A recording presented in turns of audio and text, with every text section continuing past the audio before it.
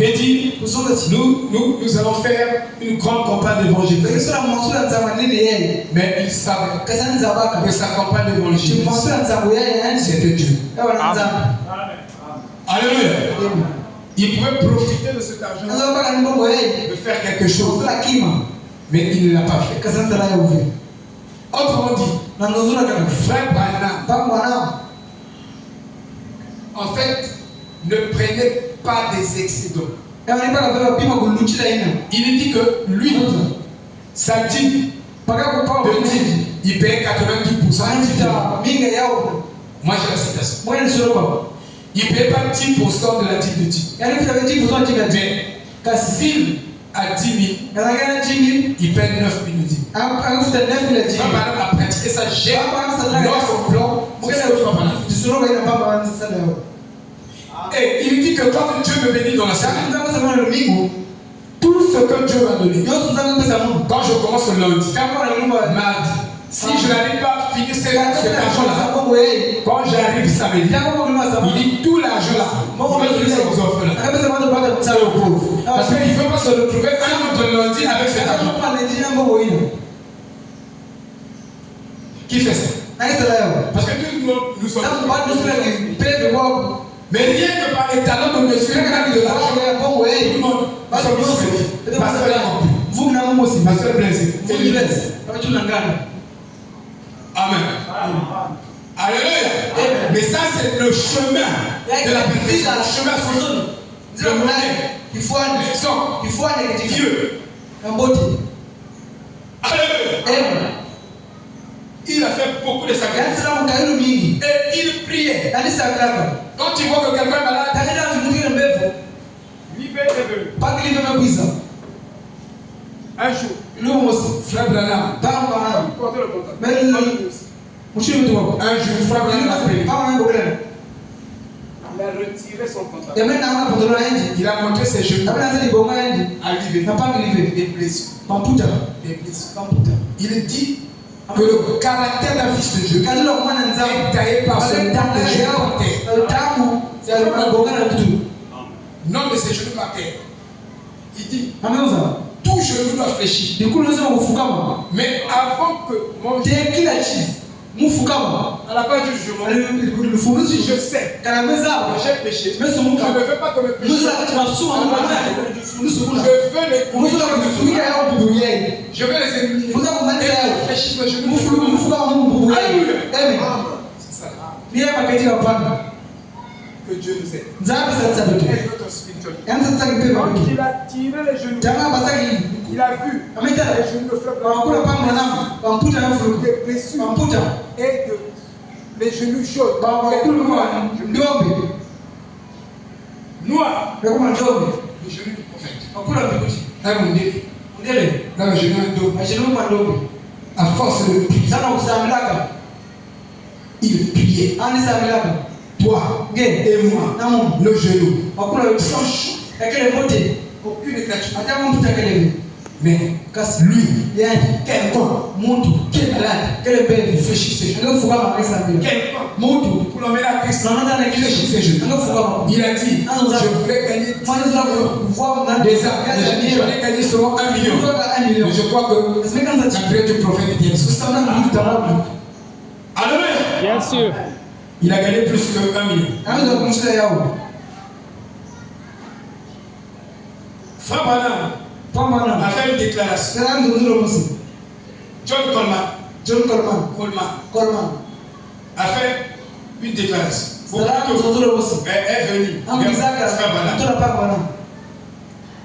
Lorsqu'ils sont rentrés dans le bureau de Frère Branham, Coleman est allé poser la question à Frère Branham. Est-ce que l'évêque Johnson, le bishop Johnson, ce qu'il a fait, est-ce que c'est bon? La femme d'un prédicateur. Un frère a épousé une femme. Et le frère Johnson connaissait le passé. quand tu prêches, je crois dans l'union invisible. Je pense dans l'union invisible que avant que le frère ou sa soeur, la soeur doit confesser. Vous avez lu ça? Dans l'union invisible, ils ont passé ça. La soeur doit confesser. Amen. Alors, le frère Johnson a pris ça. Est allé voir un couple qui avait déjà 3 enfants. Il dit au frère, tu as épousé une femme qui n'était pas pure. Elle avait une mauvaise vie, avec ceci, avec ceci, avec ceci. Je vais vous montrer comment équilibrer les enfants. Si vous ne connaissez pas la discernement, alors vous irez comme ça.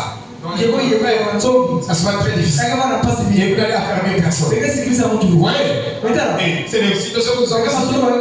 Mais nous n'avons pas jugé ça. Tu as cité, mais tu n'as pas étudié. Parce que dans l'étude, tu aurais pu avoir les pour et les contre de cette citation. Vous voyez? Mais on vient citer. On cite. Lui aussi l'a cité. Il a dit au frère que tu dois te séparer avec ta femme. Parce que frère Madame dit, même 25 ans, si l'homme découvrait le passé non confessé, tu peux te séparer. Et les frères sont allés parce que ça a troublé le foyer. Ce prédicateur qui prenait la décision de rompre. Ils sont allés voir le prophète. Trouvez ça dans la Bible.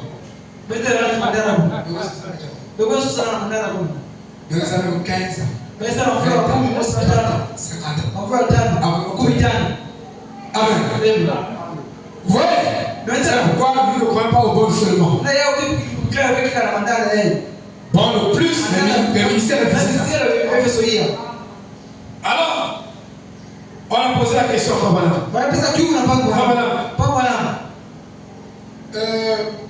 Le prédicateur là, parce qu'il a un ministère.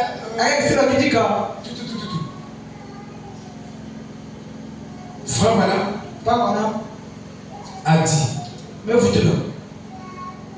que le prédicateur Johnson a raison par rapport aux Écritures. Mais sauf que il est tout faux. Donc tu peux avoir raison. Mais la manière dont tu apportes les choses avec les gens, tu es tout faux. Et pourtant, tu connais beaucoup les Écritures. Tu peux citer Fabana. Ici, il a dit ceci. Il a dit ceci. Mais tu es tout faux. Il a dit ceci. Je préfère avoir quelqu'un qui a un bon esprit,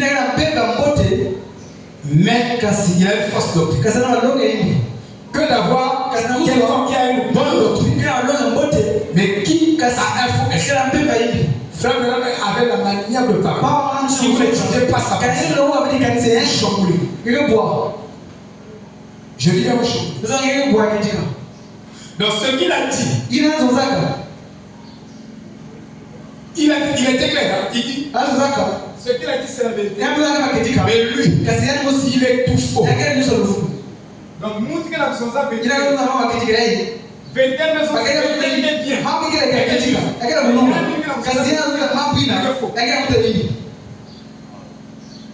Est-ce que vous voyez? Alléluia. Et quand il dit que tu peux avoir une bonne doctrine, alors un mauvais esprit. Et la Bible démontre qu'un homme ne peut jamais avoir un bon esprit et avoir une fausse doctrine. C'est faux. Donc ce que Fabana voulait dire, c'était une déclaration récurrente. Si vous n'étudiez pas ça, vous croirez que la doctrine n'a pas de place. Bonne ou mauvaise, ce qui compte c'est l'esprit. Si tu as un bon esprit, automatiquement tu auras une bonne doctrine. Vous voyez, il est des choses qu'il faut dire. Si tu réfléchis pas ça, viens, non, je vais réfléchir. Mais tu as déséquilibré les choses. Ils ont pris ça dans le voilà. Tu veux que même l'attitude de l'église va changer. Je connais ça. C'est pourquoi il est dit que le pasteur ne doit pas mentir dans chaque réunion parce que les gens qui prêchent, qui vont amener ça dans le coin là, ils ne connaissent pas le niveau de l'église. Et les gens qui prennent ça, ils vont commencer à mijoter ça, à détruire l'église dans un souci. Pas les attitudes.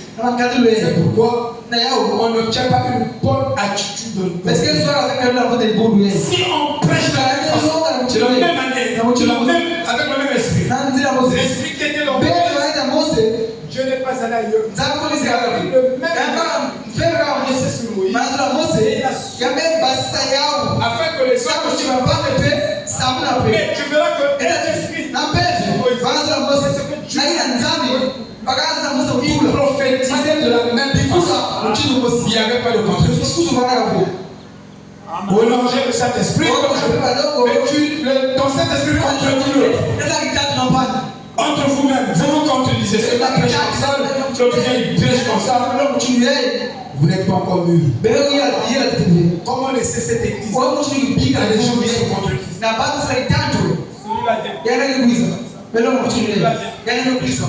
Entre vous-même, excluez-moi de vous-même. Vous écoutez le même le même pasteur, vous avez beaucoup de compétences dans votre prêche.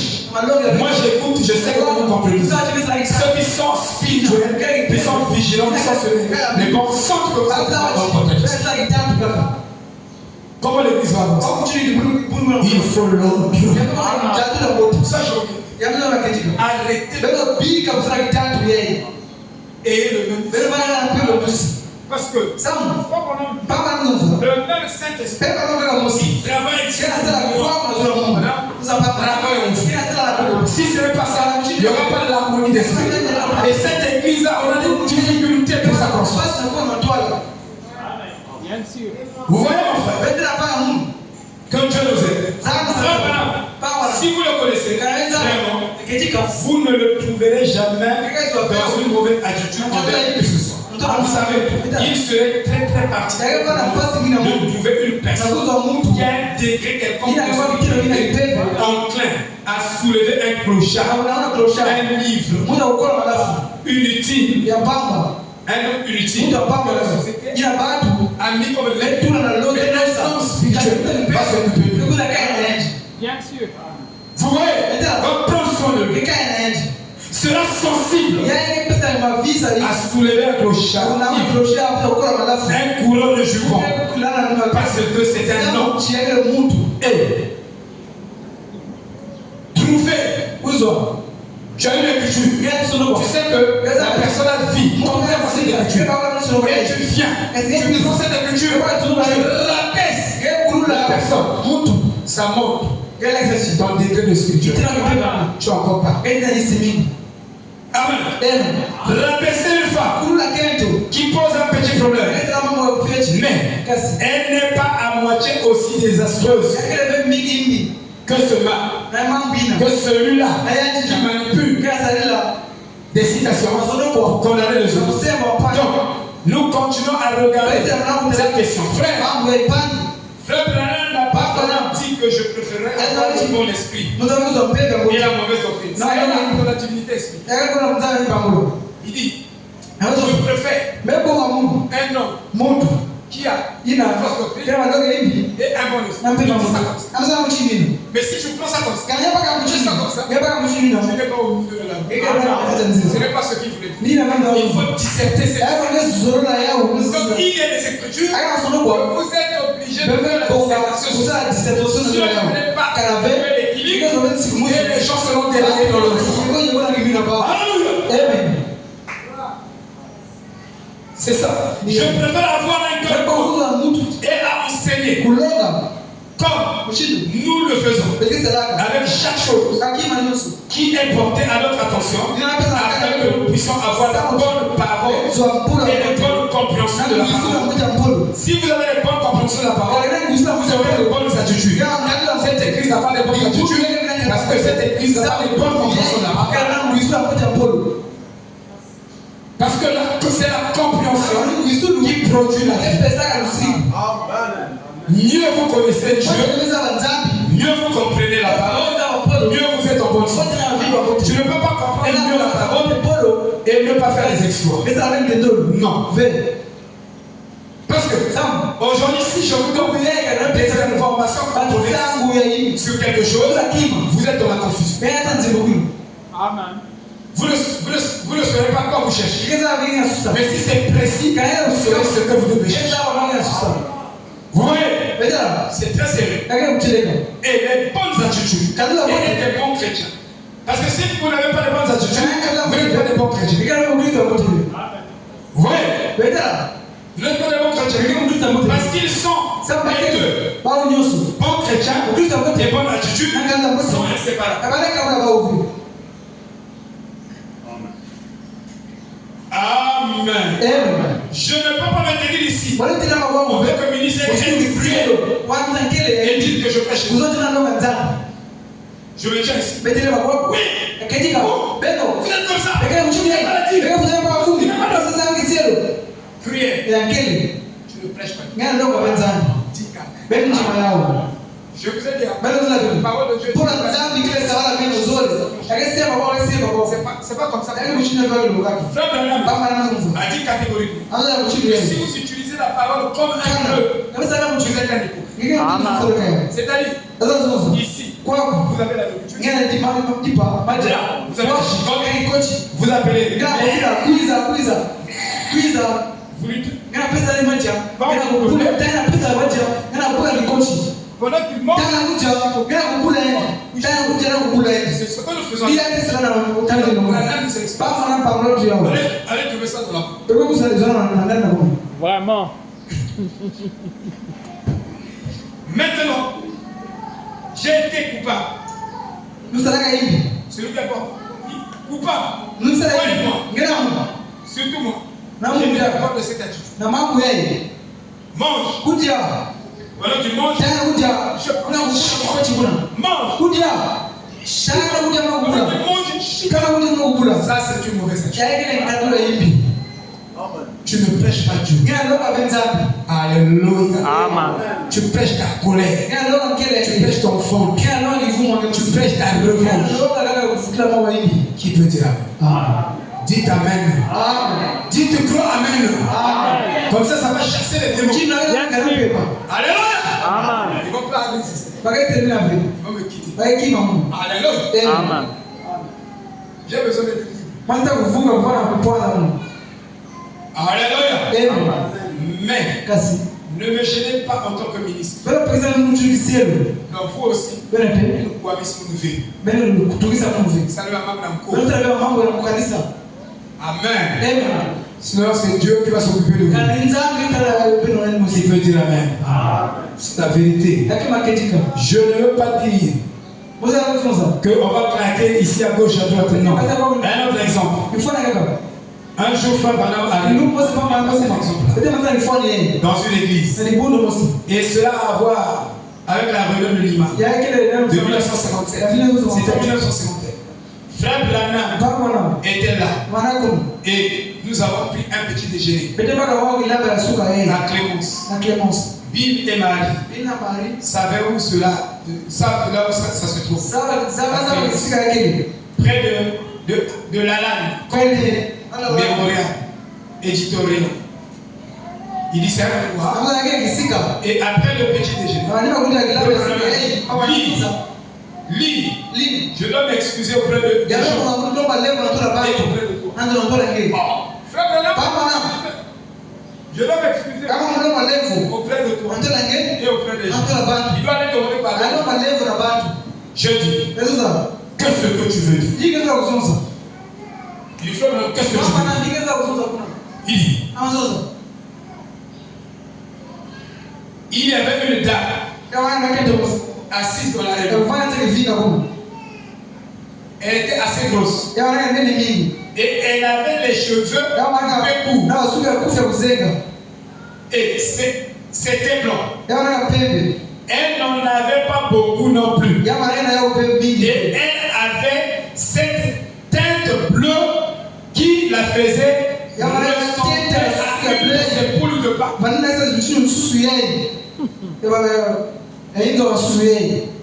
Une femme dans la rue. Et c'était un peu horrible.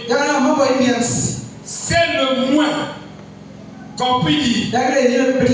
Et il dit, dans mon cœur. Regardez frère, parce que nous on se répand seulement sur une raison de Waka. On ne peut pas se répondre. Voilà notre discipline. On n'a pas de discipline. On doit confesser. On doit confesser. Ça fera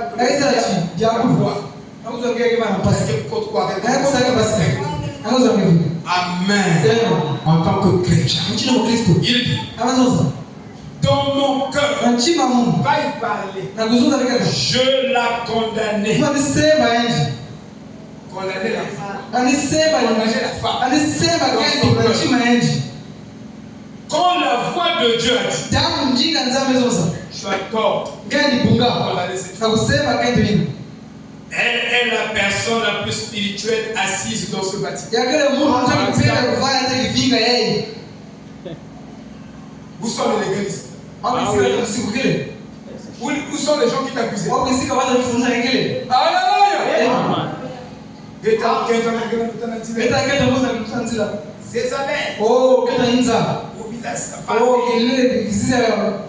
mais elle est la femme samaritaine. Alléluia. Parce que son âme n'a jamais été en contact avec l'évangile. Mais tu commences à la juger. Tu commences à la condamner. Regardez frère.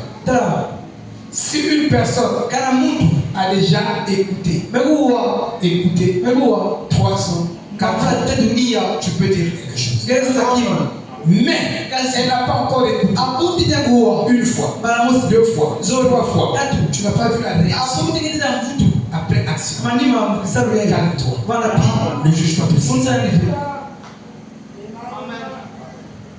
Il dit, maintenant, suivez.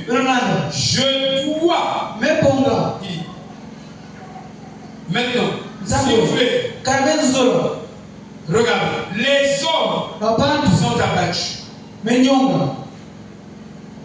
dit, je dois être très très correct dans ce que je pêche. Je ne dois pas venir ici supposer, tâtonner. Je dois être sûr que c'est correct. J'ai des